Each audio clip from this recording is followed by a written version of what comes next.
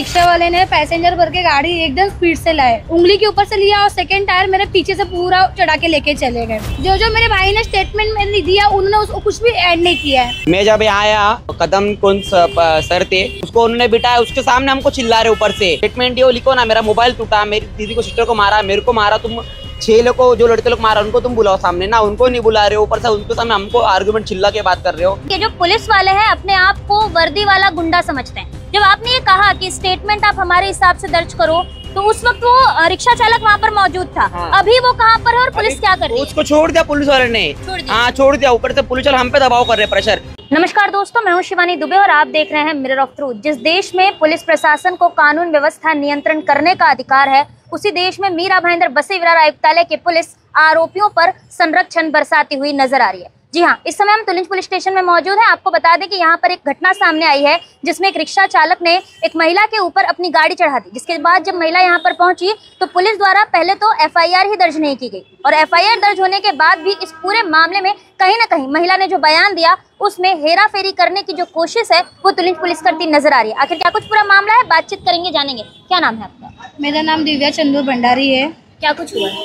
मैं 1 तारीख को ब्रिज के नीचे, नाला सोबरा ब्रिज के नीचे सामान लेने के लिए आई थी, पूजे का सामान लेके मैं गाड़ी में बैठ रही थी, तो रिक्शा वाले ने पैसेंजर भर के गाड़ी एकदम स्पीड से लाए, तो मेरा ड्रेस उनके फर्स्ट टायर में फंसा। मैं उनको आवाज दे रही हूँ कि रुक जाओ, और रुके नहीं। पहला टायर उन्होंने पहले उंगली के ऊपर से लिया और सेकंड टायर मेरे पीछे से पूरा चढ़ा के लेके गए। तो उस बेस में मेरे भाई ने उनको जाके पकड़ा, रिक्शा वाले को, और उनको पकड़ा तो उन्होंने उसको गाली दिया, तो उसने मारा, एक झापड़ मारा। तो झापड़ उन्होंने कॉल किया, 6-7 लड़के लोग आए और उसको गिरा के मारे। उसको बचाने गई तो उन्होंने मुझे भी, मेरे पे हाथ भी उठाया। ये सब रिक्शा चालक थे जितने भी थे? नहीं, उनके कोई रिलेटिव थे। वो बोले कि मेरे मतलब लड़के जो आए थे वो बोले कि ये मेरे पापा है, मगर वो उनका पापा नहीं था।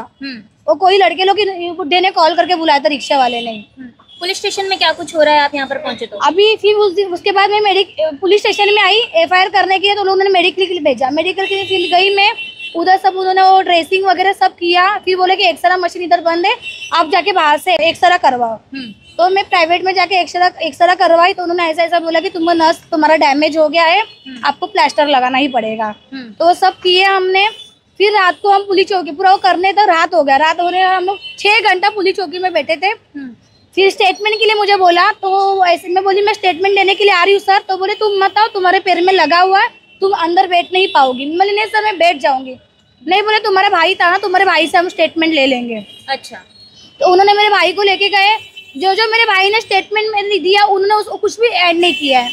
ऐसा लिखा कि मारहान किया है। मारहान में कितने जन ने मारा, कैसे मारा, क्यों आए थे वो, रिक्शा वाले को पकड़ के दिए, रिक्शा हमने लाके दी, वो सब रिक्शा छोड़ दिया, रिक्शा वाले को छोड़ दिया उन्होंने।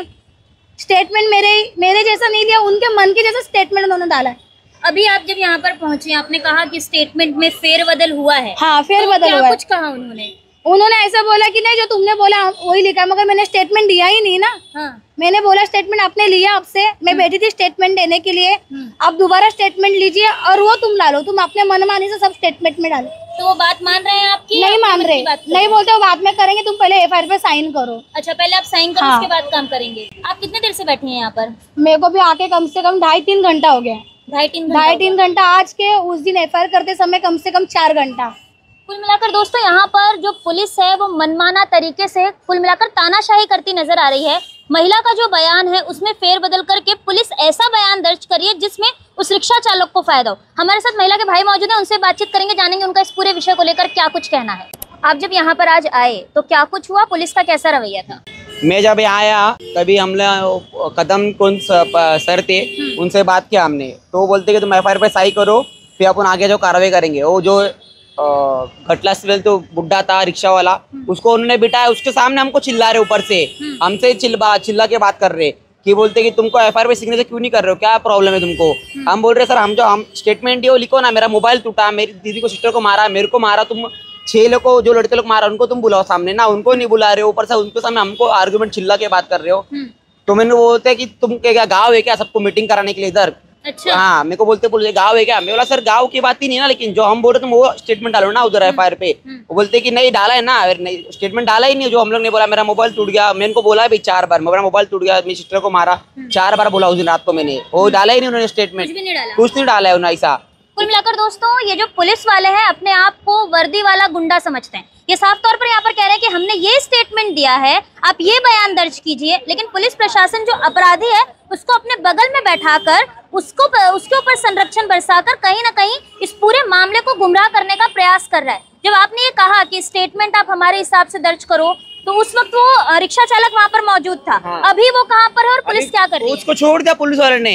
हाँ, छोड़ दिया। ऊपर से पुलिस वाले हम पे दबाव कर रहे, प्रेशर कि तुम सिग्नेचर हो। उन्होंने सुबह हमको फोन करके बोला तुम आओ अपन सेटलमेंट करते बात करने, लेकिन हमको सेटलमेंट करने का नहीं, हमारा गलत हुआ है ना, हम क्यों सेटलमेंट करेंगे? लेकिन अब पुलिस अपराधियों को गिरफ्तार करने, आरोपियों पर मामला दर्ज करने के लिए है या सेटलमेंट करवाने के लिए? सबसे बड़ा सवाल है। कहीं ना कहीं पुलिस वाले वर्दी वाले गुंडे तो बन ही गए, साथ ही साथ ये लोग एक सेटलमेंट माफिया का भी रोल निभाते नजर आ रहे हैं कि आप आओ यहाँ पर, आप फिरियादी हो, अपराधी हो, दोनों में बैठकर सेटलमेंट करो, कुछ नोटों की गड्डी टेबल के नीचे से हमें भी खसकाओ। बातचीत करते हैं पूजा ताई से, क्योंकि इस पूरे विषय को लगातार वही संज्ञान में ले रहे हैं। क्या कुछ कहेंगी, क्या रवैया है पुलिस का? लगातार तुलिंज पुलिस की कार्यप्रणाली कटघरे में।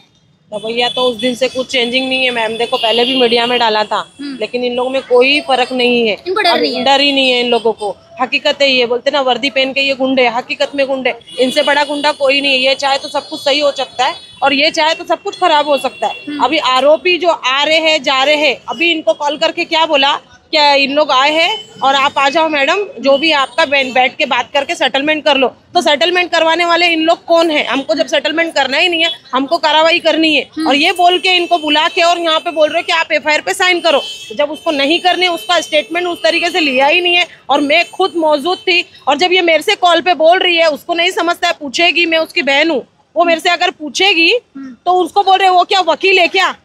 इस तरीके से अरे हम वकील नहीं है तो आप वर्दी पहन के आप क्या काम कर रहे हो? आपको मालूम है क्या? आप न्याय दिलाने का काम कर रहे हो, गुंडों को बचाने का काम कर रहे हो? कोई बात है, सेटलमेंट आप क्यों करवा रहे हो जब हमको सेटलमेंट करना ही नहीं है? हमने इतना पैसा उस दिन प्लस्टर ये वो सब चीजें हमने कर ली, हमको सेटलमेंट करना ही नहीं है। हम लोगों को उनको कैसे भी करके उन लोग जो किए है ना, उस चीज का उनको फल मिलना ही चाहिए, कार्रवाई होनी चाहिए उन लोगों के ऊपर। हम लोग सेटलमेंट करेंगे नहीं।